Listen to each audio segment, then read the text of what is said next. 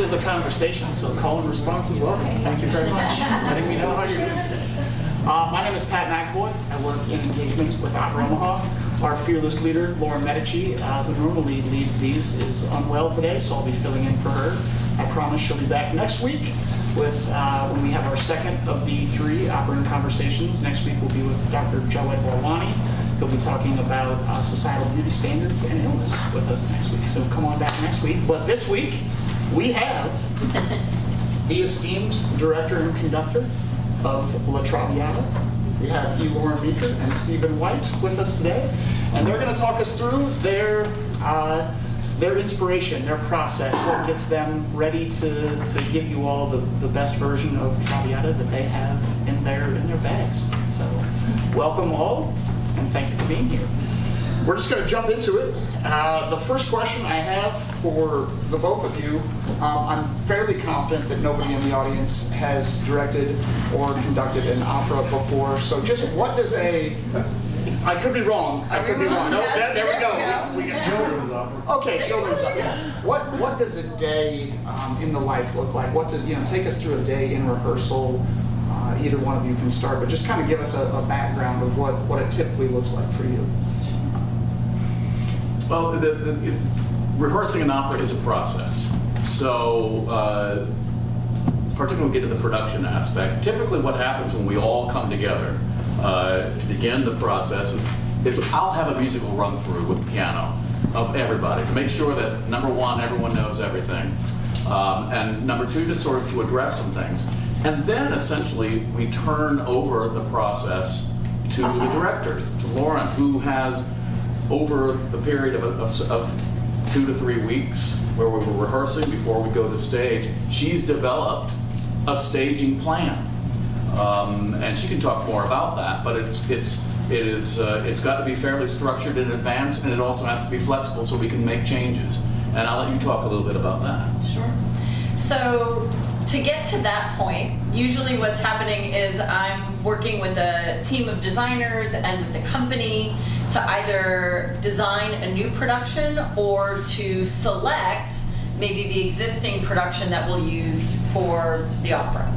In this case, we worked collaboratively with colleagues at Opera Omaha to look at various productions that exist. So say going to rental houses to look at costumes that exist already or sets that exist already to really find the package or the environment that we can put together that will blossom in Omaha and really allow this to be a brilliant presentation. And in this particular instance, we settled on a traditional set from Utah Symphony and Opera and costumes that came from Sarasota. And we blend those two worlds together to set this particular production in Verdi's time of writing, so 1850s, with the time of composition being between 52 and 53. And so that decision was made, maybe a year or so ago? So typically what I then do is that gives me a year. Once I know what that design looks like, then I have a year to sort of figure out what the inspiration and the vision is behind the staging, behind the characterizations, and options for us to play with when we get into the rehearsal process. And then really, we'll talk more about this in a minute, the whole design process and how we select that costume and package and what it means to this production. But the rehearsal process then becomes a collaborative exploration with the music in tandem with the characterization, in tandem with the libretto, or what is our fancy Italian word for the script, to really make sure that what I'm envisioning, what we're hearing in the music that Maestro is bringing to life with the orchestra, and what the singers are bringing to the table with their unique instruments and their interpretations of their character and music are all blending together to create a vision that is unique to Omaha. You will never see this cast making these choices with this set, with these costumes, with this maestro outside of these two performance experiences here. And so that sort of is the process that gets us up into the start of the rehearsals. And then, as Maestro said, we're working about 6 hours a day, 6 days a week for about 3 weeks. to bring all that to life. It magically sort of appears in those 3 weeks, and then we present it to all of you. So it's fast, and it's furious, and it's creative, and it's collaborative, and it's awesome. I will say that the rehearsal process is, to me, absolutely as rewarding as the performances in many respects. It's the joy of the collaboration, getting to know all the people, sharing ideas. Anybody in there could have done a particular piece many, many times. I've conducted traviata before, singers have sung it before, Loren may have directed it before, but that combination, as she said, it just brings out different ideas, and it is how, it's what I live for. I absolutely love the collaborative aspect of working with the rehearsals. It's the great joy of being called to, to Omaha or anywhere else and know, oh wow, fantastic, I got 3 weeks where we can work on this. It's just so much fun. Fantastic. What's the collaboration like between the two of you? How much back and forth is there? How much communication is before you even get to Omaha? How do you sort of like feel each other out? Because the person that you're working with is just as important as the piece itself. So how did that process go for the two of you?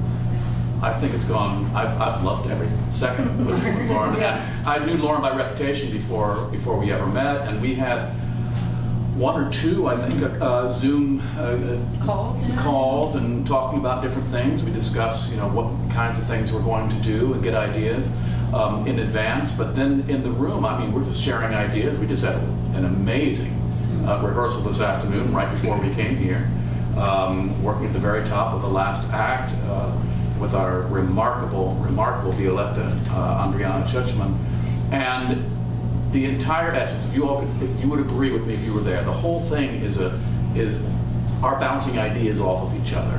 What do you think about this tempo? What do you think about this person getting up here at this point? Well, what if, do we think that she really feels like she's coming to life here, or is she defeated? Is she sad? It's all about a discussion, and it's all about what the score tells us. And I'll let Loren talk a little bit about it too, but what I really appreciate about Loren is not always necessarily the same with directors. Loren really feels that the music makes great commentary, and she allows the music to, I think, influence her direction, which I think is what an opera is supposed to be. So it's very imaginative and very sympathetic to the score, to the story, and the music, and I greatly appreciate that. Thank you. Collaboration's, I think, why we're all in it, really and truly. And that the reason we like to go to rehearsal, and we like to play, and we like to create art, and we like to take that art from the rehearsal room onto the stage is because it's that collaborative atmosphere is what bonds us together through human stories. It's what we develop that brings us passion in the room and then allows us to share that with the audience, which is also collaborative, right? It's an interactive experience, a full experience to be sitting in the theater with live music, with the unamplified human voice, hearing a story that's as universal and I think as powerful as Traviata. Now, in this case, I'm all for finding a vision for the piece that really resonates, and why should an audience in 2024 come see this opera, whether you've seen 15 other versions of Traviata or if it's your first time? Why? What is it about this story that's necessary for all of us to experience? And in some ways, you can take a piece and you can update it, and maybe there's a funky concept for it, and that sheds new light on the piece and can say something new. And I love those experiences. And in this case, when we made the choice for a traditional setting, for me, it's then all the more important to be in lockstep, because we're like really should be joined at the hip. It takes the two of us to marry the music and the story and the visuals on stage into one cohesive experience. So it's actually, I think, a true gift to be able to ask each other questions about what's motivating the story, what's motivating the music, why is it this tempo, how do we play with that, how does that inform the characters? Because it's really allowing us to take material that is the best of the best, right? Like Verdi's Traviata, you don't get, or it's hard to compete with that opera not being about as fine an artwork as you can possibly experience in the operatic world. It's brilliant musically, it's brilliant dramatically. And so if we can be in tandem to figure out how to create that environment and give it life that just oozes human emotion for us to experience on stage and as audience, then we need to be in tandem to make that happen. And so far, so good. I mean, we're only a week and a half in, so maybe if we do another talk in like 2 weeks, I'll have a different story. But but right now, it's everybody, and I think that's critical to how we build the environment in the rehearsal hall too. It needs to be that collaborative and positive experience in order for every artist involved to really take ownership and create a powerful story. Very well.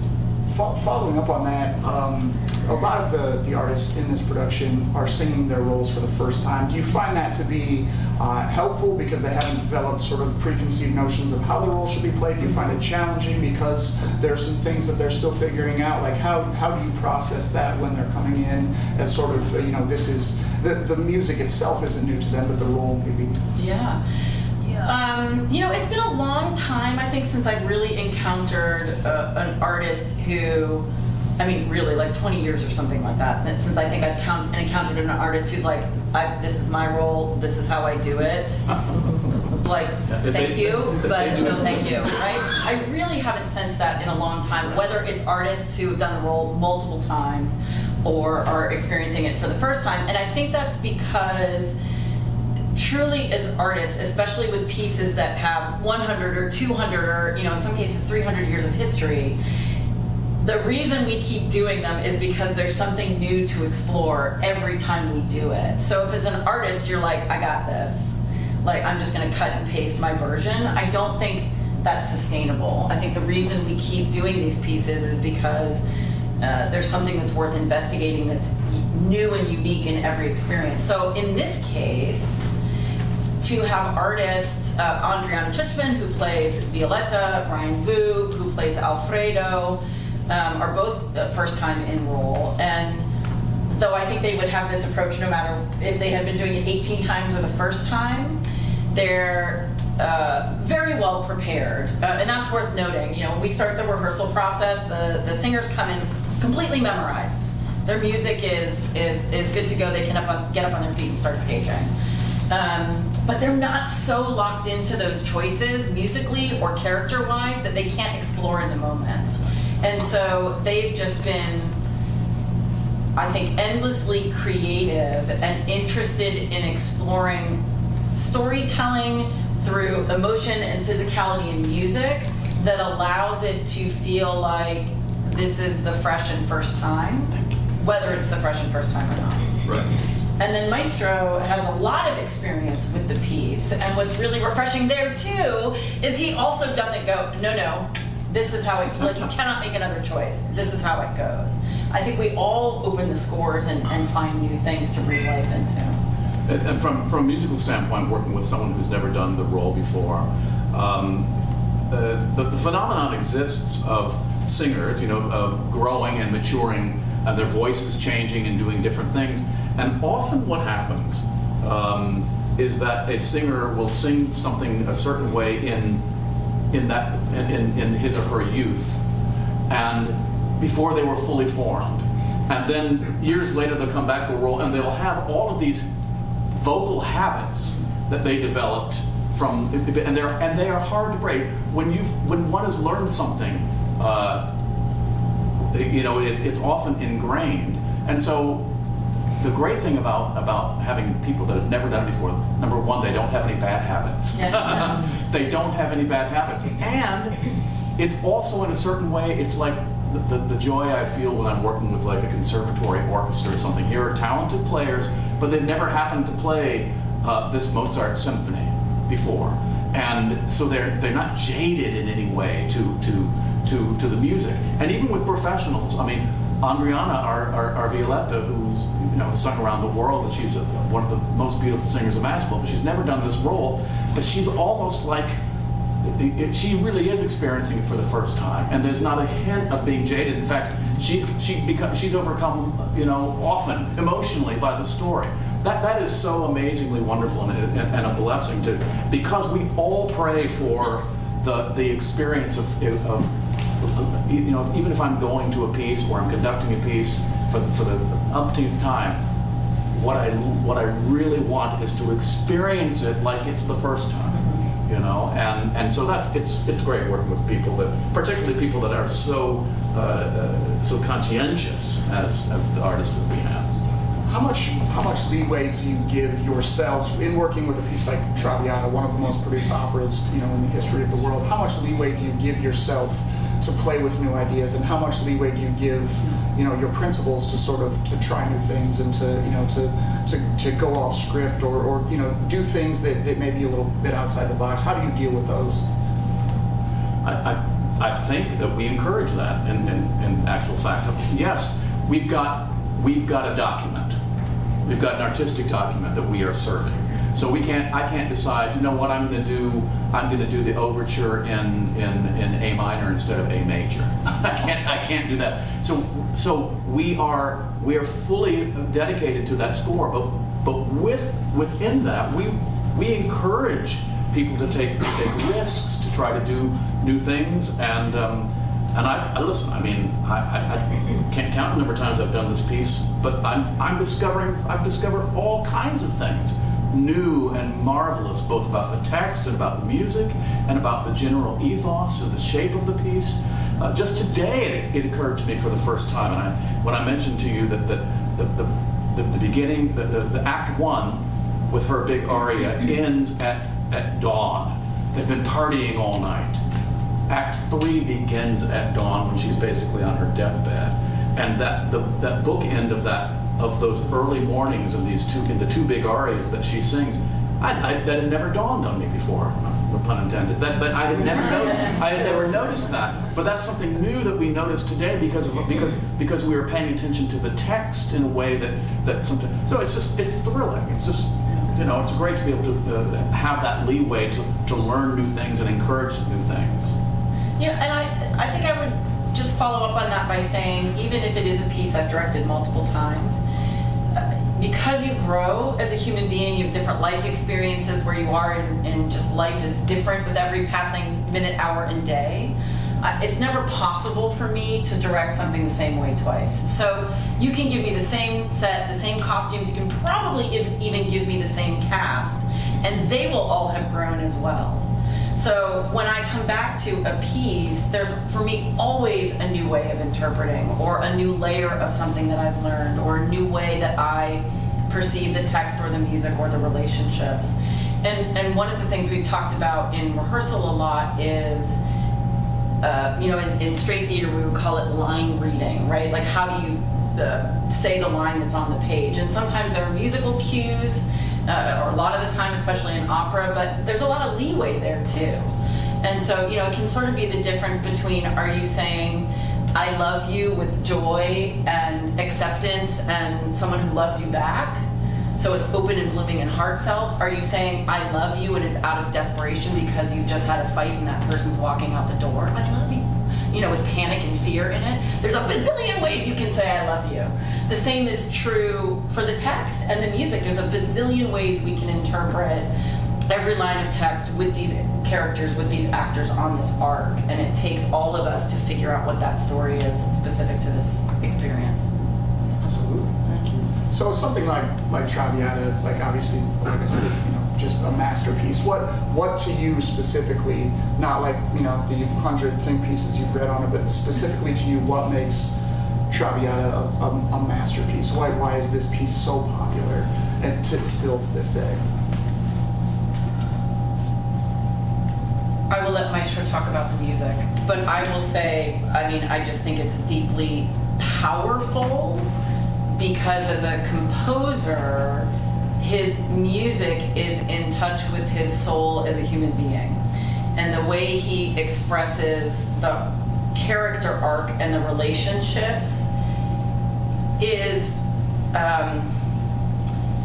defining for humanity, whether it's him writing it in 1850 or us listening to it and experiencing it now in 2024. Okay, so the easy way to say that is it's universal themes. It's two people falling in and out of love, or it's a courtesan, or an ill-fated woman who's falling in love for the first time with a man from a different part of society, and so it's first love, and it's societal clashes, and it's talking about the breaking apart of love, and do you fight against society's expectations, or do you lean into them? And it's all of these themes and things that we still struggle with. I know, life and death. I know, life and death, right? It's these massive things that we will always be born, we will always die, there will always be a journey, there will always be love, there will always be family, for better or for worse, not always positive, but those arcs are, of course, all-encompassing in what Verdi wrote.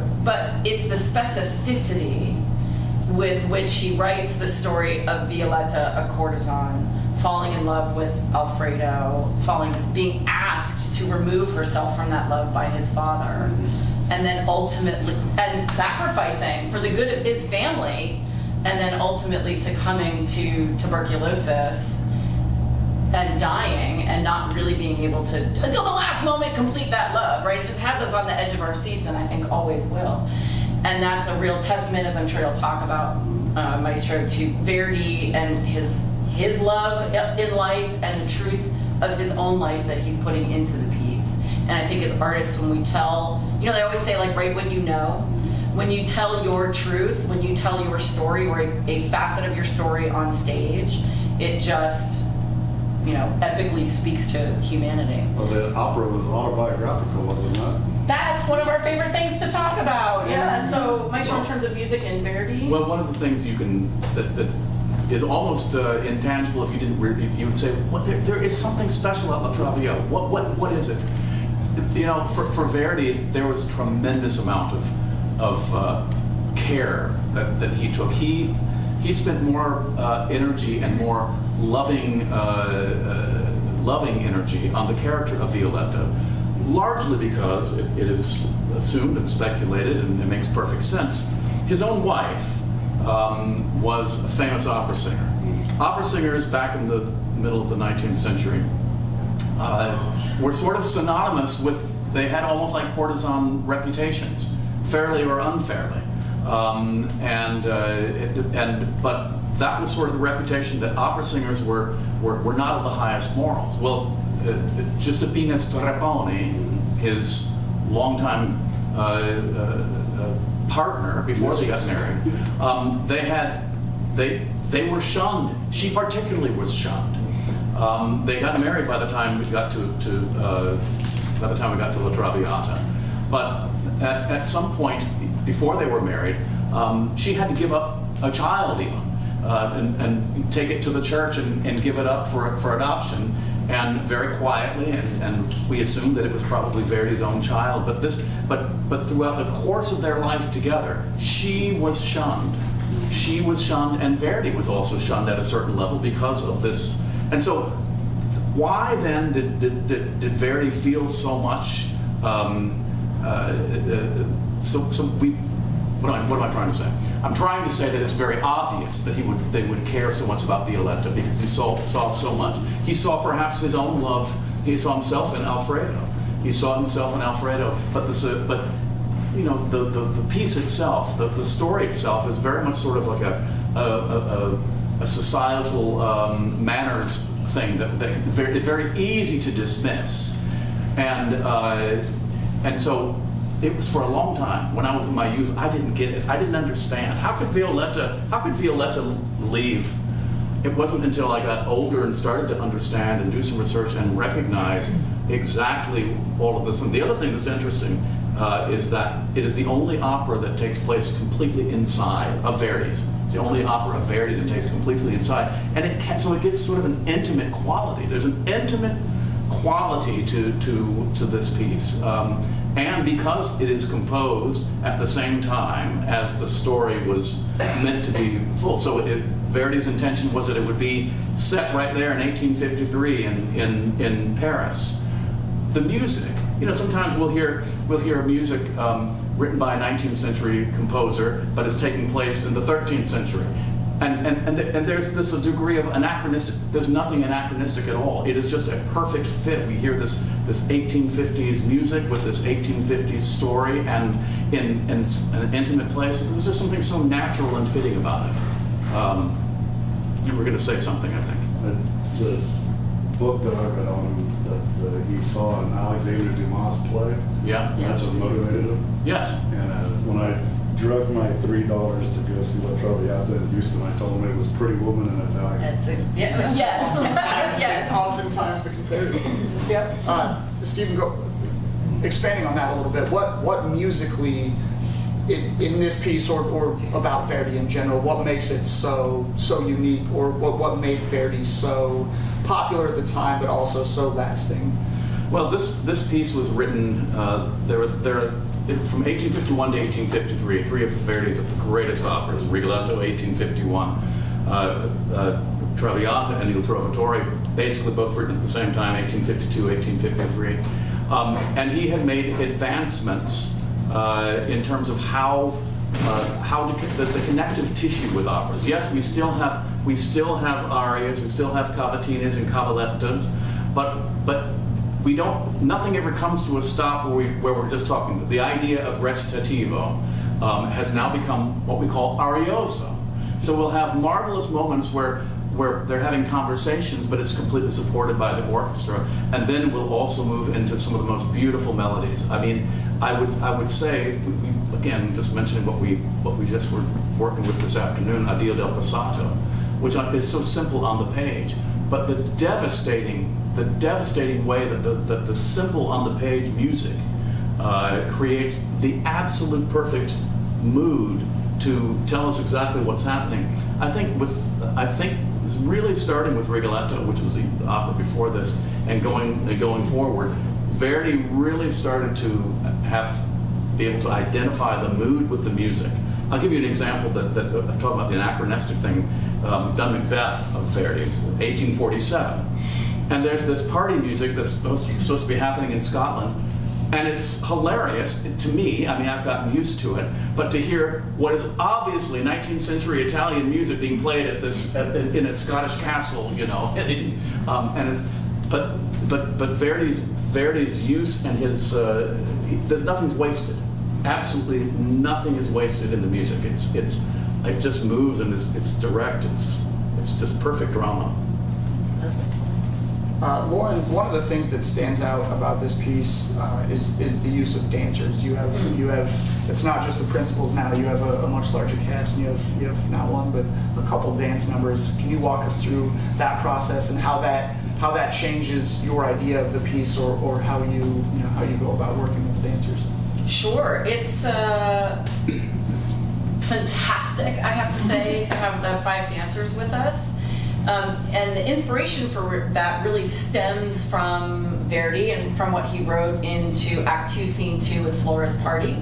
So there's a chorus of Spanish women. There's a whole section revolving around entertainment for the Spanish women, and a whole section revolving around the arrival of the matador.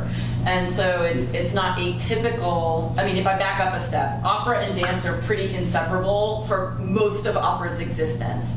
Almost all of the major operas, especially if you look at like French repertoire, I mean, dancers are and entire ballets are often like inserted right into opera. They've been rather inextricable. And then unfortunately in the modern era, a lot of what happens either for time or lack of dancer availability is the ballets get removed or the dancers get removed.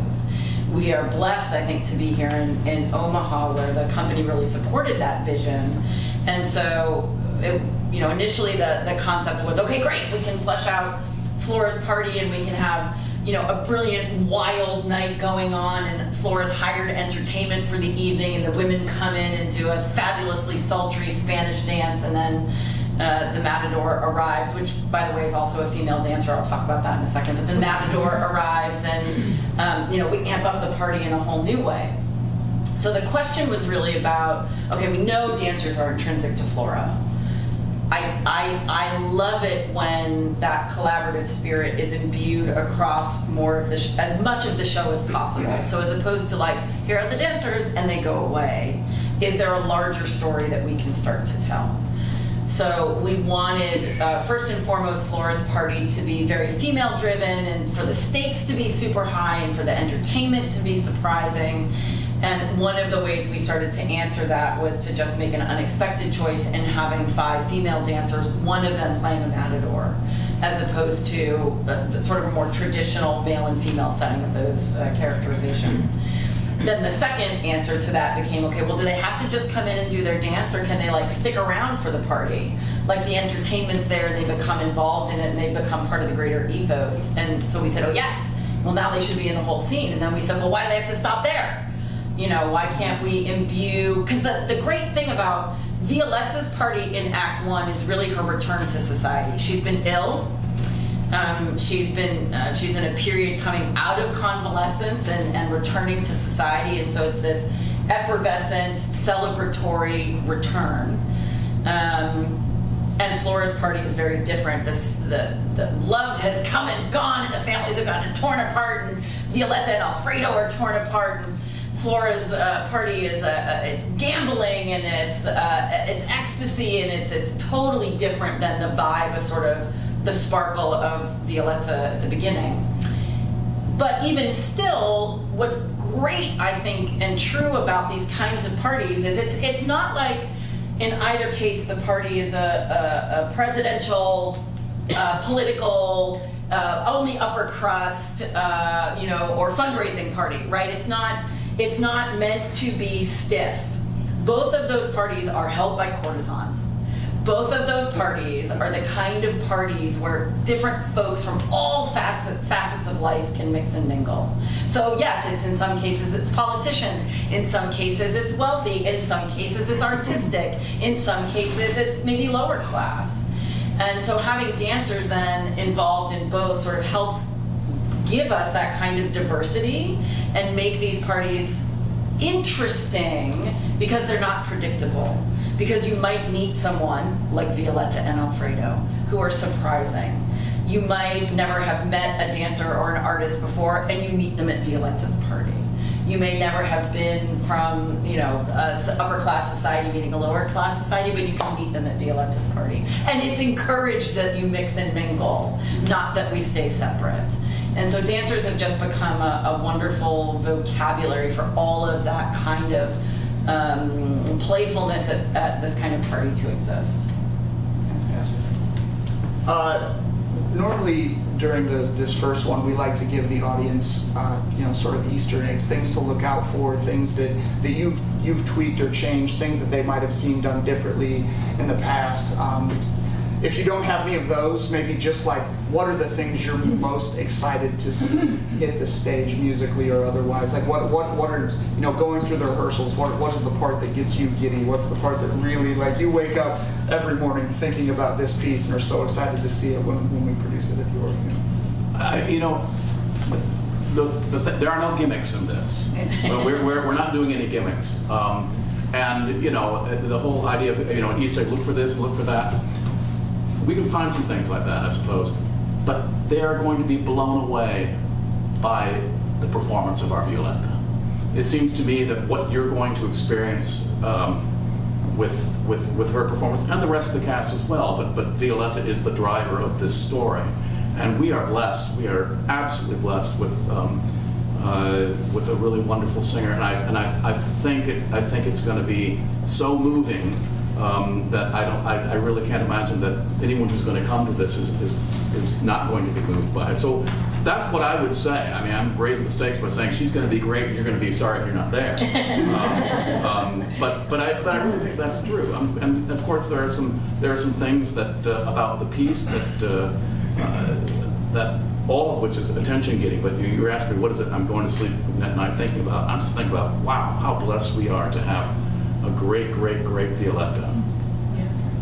I guess I would extend from sort of how we started to play with the dancers. So in my mind, it's become a question of how do we allow the truth of the period and the relationships to pop off of the stage and resonate with us. And what that meant for me, for example, is it's very easy. I've done traviatas like this, I've directed them, I've choreographed them, but You know, with the chorus, for example, say you put all the men in tuxedos and they all look exactly the same, and you put all the women in some version of a ball gown, and you have them all stand in couples, and they stand in little groupings the whole night long, and it's all very safe and, you know, very stagey, and then we sort of come on and we sing, and then we sort of go off, and then we come on, we sing, and then we kind of go off. Not that there's not a lot of emotion in all of that, but once we went down the rabbit hole of different, you know, dancers mixing with others at the party, I started to re-examine, okay, well, like what really happens at parties? Do you stay in the, you know, the room with the person you walked in with? Do you stay in a full tuxedo all the time? Also, the party's going from like 7 p.m. till 7 a.m. This is not like a lovely little dinner party. I mean, these are all night mixers that are happening. And so really, I think a lot of the excitement at a big take it in level is playfulness with how the characters of the chorus come to life and what those party atmospheres look like. And I think maybe some folks might interpret that as being a more modern way to use the chorus, but I interpret it as like the truth of what goes down at a dawn party. Like there's a lot of fun happening, let's put it that way. And then the other thing, it really just sort of echoes back, I think the fun and the truthfulness of that world allows us to then have deeply personal relationships with the more intimate scenes. And the journey that the characters are taking is so carefully crafted by this cast that I think it's a guarantee you can go in and find a truth of your life that echoes and resonates with a truth that you're seeing displayed on the stage. So that's not flashy, it's not like, you know, look for the clown painted all pink, Exactly. entering from upstage right, in the, you know, it's not one of those kind of Easter egg moments, it's really in the delicacy of the relationships and the story that's being told by this particular group of artists. Fantastic. We'll open it up to questions now from the audience. We have plenty of time left. If anyone has any questions about the piece or anything for these two, go for it, my friend. Did Barry ever have kids? Yes. Yeah? Yeah. Was he a doting dad or a Not so much a doting dad, I don't think. I'm trying to remember exactly. I wish I could tell you, and I should know. But he never felt like he was the kind of father he should have been. Boy, guilt drives a lot of heart, doesn't it? Guilt does drive a lot of heart. Boy, did he sleep from 81 to 51 to 53? Did he sleep? No. But you know, I'll tell you the interesting thing about Verdi. When he was composing, he was so completely into the vocal aspect of composing that he would always lose his voice while he was composing.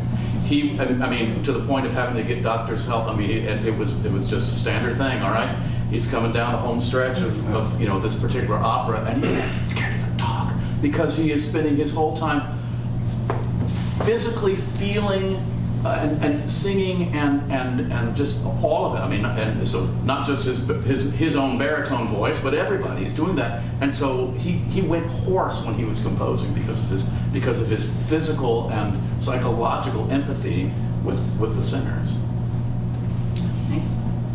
Anyone else? Questions about? Go for it. With all the time you have on the forefront, and you have such a small space of time in the actual performance space, is it a challenge to keep your vision of the music and the choreography and everything? Is it tough to keep everybody on page and then have it all those few days you have in the actual performance space to have that culminate all at that last minute to keep everybody on page? Yes, and. So I don't know how to direct any other way than I do, but something that I learned really early on as I was shifting out of straight theater and musical theater and into opera is just how crucial that pre-production homework is, while also giving space for things to be discovered in the room. Okay, so what do I mean by that? If you're sitting down and you're directing a 2-person play with a 6-week process, it's a lot easier to manipulate choices or staging even between 1 or 2 characters that are on stage than it is when you have 40, 50, 60, 70, 80 some odd people on stage, depending on the scale of the opera. The other thing is that if there's just, due to the nature and expensiveness of opera, as much as I would love a 2 or 3 month process, for us to not have to be memorized with every inch of music, or for us to not have pre-planned the staging, the reality is we don't have that kind of time. And so I want to be very careful in having a structure prepared. And I sort of work that structure at different levels. So if it's a chorus scene, I will have maps that are pre-done. I know where everybody's going to enter and exit from. I have starting positions for people, and I have my whole score marked out as they need to react here, there needs to be a shift there needs to be an exit here, there needs to be a staggered entrance there, so that I will come into the room and go, oh, Shannon looks like she's going to be part of this group, so in my map I'm making her chorister 1, and now here's the track that she's on. Because I only get like 5 room rehearsals with the chorus. So if I don't have that kind of pre-planning, then I have 40 people standing there looking at me going, so what are we doing, right? Because 40 people can't be expected to make choices on stage and know what the outside vision looks like. I have to be able to come in with a plan that I can help craft. The same is maybe true if it's a highly choreographed piece, like if dancing's involved, or it's like a sextet or a quintet or something like that. I have to come in with a sense of what those characters are doing, because otherwise the 5 people stand there and they're like, well, who's leading the process? Where there's maybe more grace is usually in arias or duets or trios, where it's a little easier because you're just manipulating 3 bodies around the stage to give a little less structure in order to play. But every time I have come in as a director, and this is maybe unique to me, every time I come in and I'm like, you feel this on this line, you move 5 steps to stage right, you turn on a 90-degree angle, and you lift your pinky, which some directors are that specific. The actors are like, why am I here? It's my body on stage, it's my voice on stage, it's my spirit on stage, and I don't understand why you're asking for that. That doesn't feel intrinsic to me. So the idea is to come in with enough structure that in the big scenes, people have things to hang on to and can play within the structure I give them. And then in the more intimate scenes, allow for more of that expansion of choice and creativity, so that I can somehow manage the 3-week process. But there's also, that's true also with your orchestra reads and absolutely. Well, the thing about performance and the whole rehearsal process, I've always said that if you do not love the process, the performance is this tiny, tiny tip of an iceberg. There are a number of pieces that I've been spending my entire life working on, literally. Learning and loving them and hoping someday. But the process always entails your own private study, your own getting of ideas, being ready to be flexible, but having ideas, all of this is sort of talking philosophically here. Then you get into the actual rehearsal process with your people. And then eventually you work your way up and you have this performance. And there is not a time in my life, I'm saying this with absolute sincerity, where I've been performing something. It doesn't matter whether it's at a big company or whether it's at a small, high school gym, where I'm not doing what I'm doing and I'm in the moment and I'm thinking to myself, thank God I have this. Who knows if I'll ever, I could drop dead, have a heart attack as I walk off. But the moment of performance, the moment when we are doing this, when everything we've done, it is so unbelievably precious. It is rarefied. It's hard to explain, but it really is the tiny it is the tiny little point of the culmination of this pyramid of time. Great deal of time spending personal study. A smaller period, but still longer in the rehearsal process, and then we have that performance, and it's sort of living on the edge in certain ways, but it's thrilling. I have to say it's thrilling. Thank you.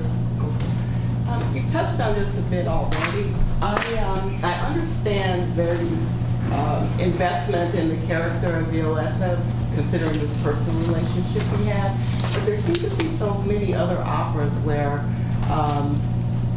the courtesan or the fallen woman is the focus or is even elevated. Right. Why do you think that is? You know, I'm thinking of the two Manon operas Right. and La Rondine. Yeah. Right. That one. What was going on there, especially considering the time they were written, Yeah. to have these women be the focus? That's an interesting, Great that's an interesting question. And you know, all of these operas, they all have original source material. Yeah. So it's not, it is not merely, you know, the operatic aspect. We maybe ask ourselves, why do these stories to begin with, even apart from opera, fascinate us? I think it's, I wouldn't begin to speculate. I mean, I think there's something that resonates. You know, second chances, and we're all, you know, La Traviata, you know, means the fallen one or the wayward one. We're all wayward in our own way. We're all wayward in our own way, and I think the idea of the fact that we're all humans, I think, opens up the possibility of us, you know, for an artistic and a human approach to people and you know, that aren't perfect. How many perfect people are there in opera? Okay, Clemenza di Tito. All right, Tito's a good guy, but that's fictional, frankly. You know, but we all have it. So I just think it's perhaps the idea to express the, you know, the ins and outs of the human heart. I mean, It's also 1840s, 1850s when the Industrial Revolution really kicked in, and the oligarchs really started to separate themselves in classification. Well, I would say yes, and because just looking at the way society has developed, and this is, I mean, even a hot topic in 2024, Yeah. right? Men tend to have positions of power. They tend to be the ruling or the wealthy class. They tend to not be the courtesans. They tend to not be the prostitutes. Society was just, we broke into two directions, right? Women were spouses to the man in power, or often, if not being able to marry up, the other option was often to be a prostitute or a courtesan or a high class, you know, call girl or escorts. That's history. That's a long history of humanity that breaks men and women into those two different sort of facets of society. And it's predominantly men, and in this case Verdi, who are writing the pieces. Same is true with both of the Manon, right?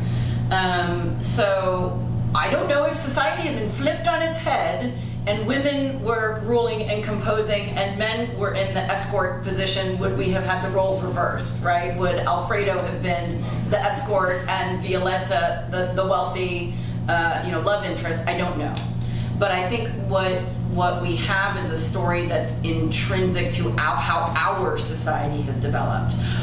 But why I think it's an awesome story to tell, and why as a female director I don't buck up against it but rather find strength in it, is because Verdi, through the character of Violetta, makes a very, in my opinion, makes a very powerful statement about the circumstances she builds for herself and the human she is at her core, rather than just being the label of the courtesan.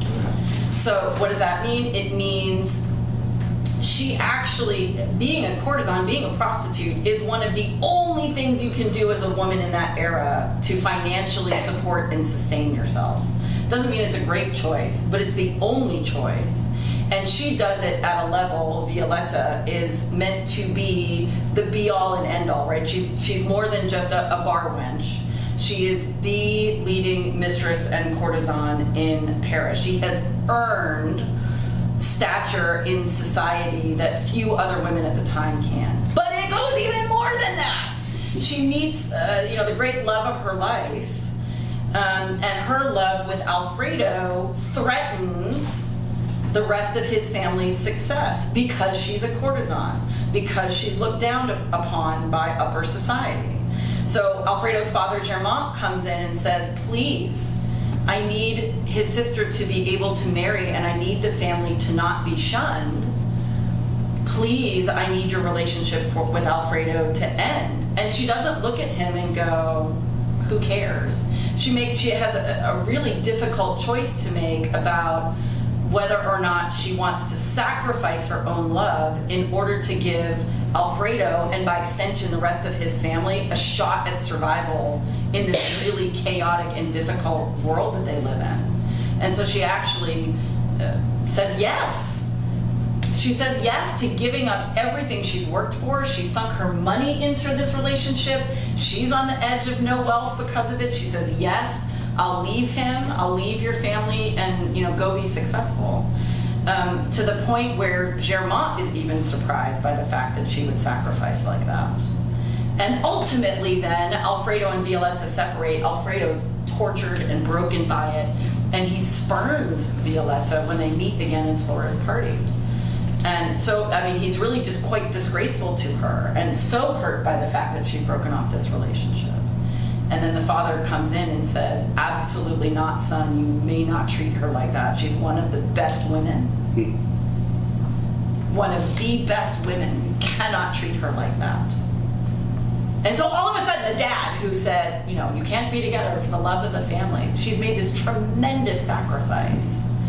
And so then when we meet her in Act 3, we discover that, sacrifice is really at the core of who she is. She's hopeful that God will uplift her. She's giving money away to the poor in her dying days. She's hoping Alfredo will return, or if he can't return, that his life will be brilliant and that her sacrifice will have been more. Come on, right?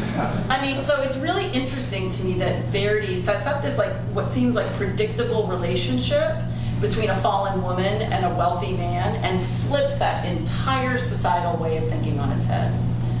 Do I wish a woman wrote it? Do I wish the roles were reversed? Absolutely, but I think we have a gift of an opera, and it's part of the reason it still resonates today is because those expectations and societal norms are just clashing against each other. All right. I have to get these two out of here. They have prior engagements tonight. That I'm cutting very close on, and I apologize for both of those things. Yeah. Thank you all very much for coming out tonight. Again, we will be back here next Tuesday with Dr. Gerald Barwani to talk more about La Traviata. So thank you all very much, and thank you, Steve. Thank you. For the Thank you.